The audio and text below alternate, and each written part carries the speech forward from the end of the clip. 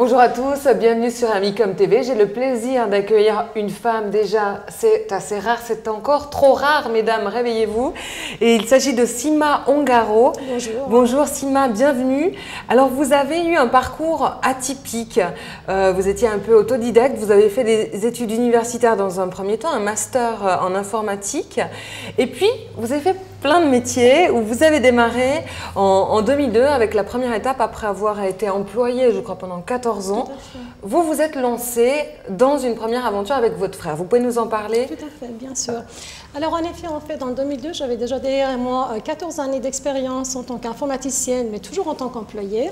En 2002, mon frère m'a proposé de nous mettre à notre compte et faire une activité dans le domaine de l'automobile. Effectivement, je ne m'y connaissais pas du tout dans l'automobile, mais j'avais quand même l'envie effectivement de m'en mettre à mon compte, être plus indépendante. Et j'ai fait le pas. Il faut dire qu'être à deux, c'est toujours plus simple qu'être seul. On prend des risques à deux, on décide à deux. Et donc, ce qui m'a permis effectivement de faire le pas.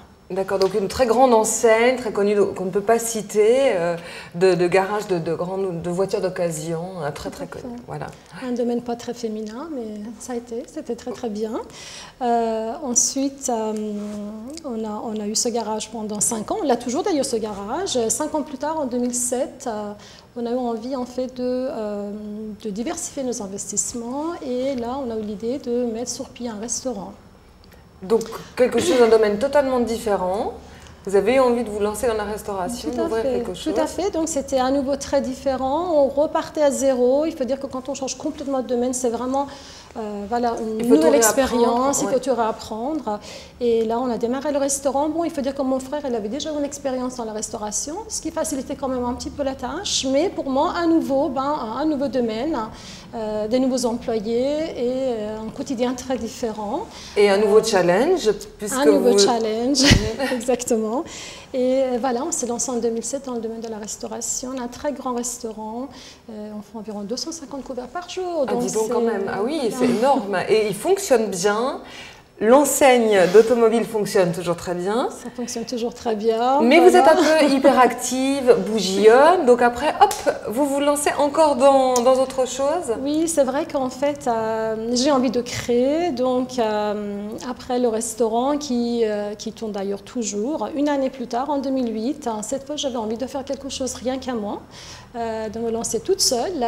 Il faut dire qu'après 6 ans de travail en tant qu'indépendante, je me sentais prête, j'étais confiante en moi. Et là, j'avais envie de me lancer toute seule dans un domaine auquel j'avais réfléchi un certain temps. Et l'opportunité s'est présentée. On m'a proposé un arcade dans un centre commercial. Et puis voilà, j'ai fait le pas. Et puis qu'est-ce que vous vendez dans cette arcade? Alors j'ai démarré en onglerie, dans le domaine de l'esthétique. Donc ça, c'était peut-être moins la tasse de thé du petit frère ou du grand frère. C'est vrai que... Oui, c'est vrai que... Il aurait peut-être aussi moins suivi, et puis c'est vrai que c'était quelque chose que vous pouviez faire tout seul. Il se reconnaissait moins, et puis moi j'avais vraiment envie de faire quelque chose à moi toute seule. Alors évidemment, les autres 2 affaires sont toujours là, donc on les maintenait, mais pour moi c'était voilà, mon petit bébé, je voulais créer en fait quelque chose vraiment à moi. Et donc je l'ai démarré fin 2008. Ça marche très bien, je suis très contente en fait de cette activité. Et juste pour enchaîner, en 2010, donc début 2010, j'ai démarré une 2e onglerie dans un autre centre commercial. Et c'est un sacré challenge parce qu'on a parlé dernièrement dans une de ces émissions que d'avoir une arcade dans un centre commercial, il faut assurer, hein, il faut oui, c'est très contrôlé. Voilà. C'est pas évident, il y a beaucoup de réglementations, il faut avoir un dossier très solide, un projet bien étudié, un bon business plan. Voilà, on ne peut pas juste entrer et puis dire c'est moi qui prends les risques. Non, il faut que les risques soient étudiés parce que le centre, évidemment, a des exigences. Des heures d'ouverture, enfin des choses, on ne peut pas faire ce qu'on veut dans un centre commercial. Et donc 2 ongleries, 2 centres commerciaux, ça fonctionne. Est-ce qu'à la base, vous mettez la main à la pâte? Vous faites un petit peu... Alors pas du tout. Je suis ni de domaine de l'automobile, ni de restaurant, et ni je sais esthéticienne. Vous, c'était l'informatique, voilà. Moi, c'était vraiment l'informatique. Et maintenant, ma vie, c'est gérer les entreprises, gérer le personnel. Et je dois quand même dire que peu importe quel est le domaine ou l'activité de l'entreprise, la gestion est la même. À la base, les principes sont les mêmes. On gère le personnel de même manière.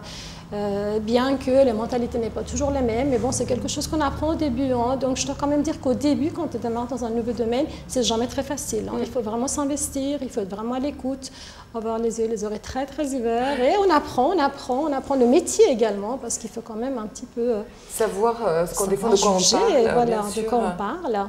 Et pour voilà. trouver les employés. Et en plus, vous êtes maman, donc vous avez vraiment mené de front cette carrière, ce parcours incroyable, avec ces challenges régulièrement, et la vie de famille. Comment vous y êtes parvenue? Alors, oui, en fait, c'est un rythme à prendre. Donc, je suis maman d'une fille de 16 ans et d'un petit garçon de 3 ans. Donc, effectivement, il y a un écart d'âge qui est assez important. Alors, comment est-ce que je mène ça? Comme je dis, c'est un rythme à prendre. C'est vrai que je ne peux pas dire que je passe énormément de temps avec la famille et les enfants, mais j'essaie de passer des moments intenses avec eux, en fait. Donc, quand je suis là, je suis vraiment pleinement là. J'arrive vraiment à faire une coupure. Mais ma foi, ça reste peut-être des moments un petit peu rares, pas autant que j'aimerais. Il est évident que quand on est indépendant, on a quand même pas mal de liberté, mais bon, on a aussi beaucoup de responsabilités. Il faut vraiment trouver un petit peu le compromis et puis faire la part des choses. Hein. Donc, on jongle toute la journée. Hein. C'est clair. Et l'informatique, ça vous manque? Enfin, de toute façon, vous l'utilisez au quotidien dans tout. Alors, tout à fait. Je dois dire que travailler en informatique quotidiennement, toute la journée, ça ne me manque pas plus que ça. Par contre, c'est vrai que je l'utilise dans tous mes domaines et je dois vraiment dire que ça m'a énormément aidé parce qu'aujourd'hui, on ne fait rien sans informatique. Le fait d'être informaticien, ça me permet d'avoir des outils de contrôle, des statistiques beaucoup plus poussées. Donc, tout ce qui est les finances, un suivi de très près. Donc, effectivement, ça m'a énormément aidé. Donc. Écoutez, c'est un bel exemple. Et est-ce que vous auriez justement un conseil à donner à des personnes qui aiment se lancer mais qui ont des fois du mal à franchir le cap?